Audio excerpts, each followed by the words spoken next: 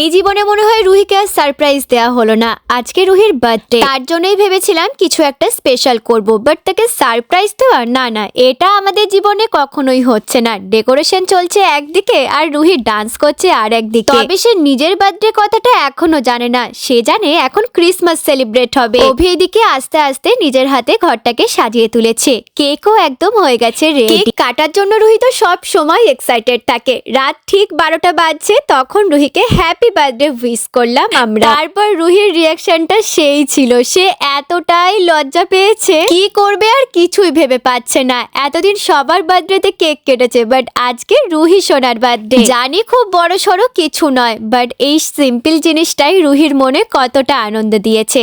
রাত 12টার সময় আমরা 3জন মিলে কেক কাটলাম। তোমরা আমার রুহি সোনাকে অনেক ভালোবাসা দিয়েছো, থ্যাংক ইউ সবাইকে এত মিষ্টি মিষ্টি উইশ করার জন্য। সারাটা জীবন আমার প্রিন্সেসকে এইভাবেই ভালোবেসো আর অনেক আশীর্বাদ করো।